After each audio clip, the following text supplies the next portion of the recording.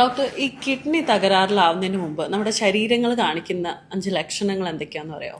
ഒരു സാധാരണക്കാരന് സംശയിക്കാവുന്ന തരത്തിലുള്ള ലക്ഷണങ്ങൾ ചിലതുണ്ട്. ഏറ്റവും പ്രധാനം മൂത്രത്തിന്റെ അളവ് കുറഞ്ഞു പോവുകയാണ്. നോർമലായിട്ട് 1 ലിറ്ററിന് മേലെ മൂത്രം ഒരു മനുഷ്യൻ പ്രൊഡ്യൂസ് ചെയ്യും ഒരു ദിവസം. അത് 800 ml ഒക്കെ കുറയുകയോ ക്രിട്ടിക്കൽ ആണെങ്കിൽ 400 ml ഒക്കെ കുറയാണ് കിഡ്നി ഫെയിലറിന്റെ ഒരു പ്രധാന ലക്ഷണം. ചിലതരം കിഡ്നി ഫെയിലുകളിൽ ഇത്ര തന്നെ മൂത്രം കുറയണമെന്നില്ല. മറ്റ് ലക്ഷണങ്ങളായ ശാരീരക്ഷീണം, പെട്ടെന്ന് രക്തസമ്മർദ്ദം വർദ്ധിക്കുക, പ്രഷർ കൂടുക, തൊലിയുടെയും ആരോഗ്യം കുറയുക, രക്തം കുറയുക, രക്തം പരിശോധിക്കുമ്പോൾ ക്രിയാറ്റിനിൻ മുതലായ ചില രാസവസ്തുക്കളുടെ അളവ് കൂടുക, ഇതൊക്കെ കിഡ്നി അസുഖത്തിന്റെ സൂചനകളായിരിക്കാം.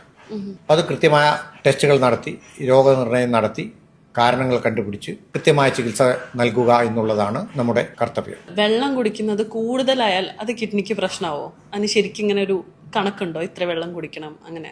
ഈ വെള്ളത്തിന്റെ അളവ് എങ്ങനെ വേണമെന്നുള്ളതിനെ പറ്റി പൊതുജനങ്ങളുടെ ഇടയിൽ വളരെയധികം മിസ്കൺസെപ്ഷൻസ് ഉണ്ട്. നമ്മുടെ ശരീരം നല്ല രീതിയിൽ പ്രവർത്തിക്കണമെങ്കിൽ ഒരു നിശ്ചിത അളവിലുള്ള വെള്ളം നമുക്ക് ആവശ്യമാണ്.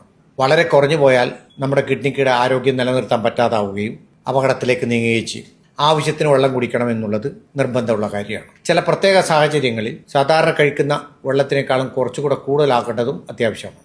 ഉദാഹരണത്തിന് മൂത്രത്തിൽ പഴുപ്പ് വരുന്ന വ്യക്തികൾ, അതുപോലെ സ്റ്റോൺ, കല്ല് രോഗങ്ങളുടെയൊക്കെ ടെൻഡൻസി ഉള്ളവരൊക്കെ സാധാരണ പോപ്പുലേഷനിൽ ഉള്ള ആൾക്കാർ ഉപയോഗിക്കുന്നതിനേക്കാളും കുറച്ചുകൂടെ കൂട്ടി ഉപയോഗിക്കാൻ ഞങ്ങൾ ഉപദേശിക്കാറുണ്ട്. പക്ഷേ അതേസമയം വെള്ളം തികച്ചും നിരുപദ്രവകാരിയാണെന്നും എത്രയും ഉപയോഗിക്കുന്നത് അത്രയും നല്ലതാണെന്നും എന്നുള്ള ധാരണയും തെറ്റാണ്. നമ്മുടെ ശരീരത്തിന് കൈകാര്യം ചെയ്യാനുള്ള വെള്ളത്തിൻ്റെ അളവിന് കണക്കുണ്ട്.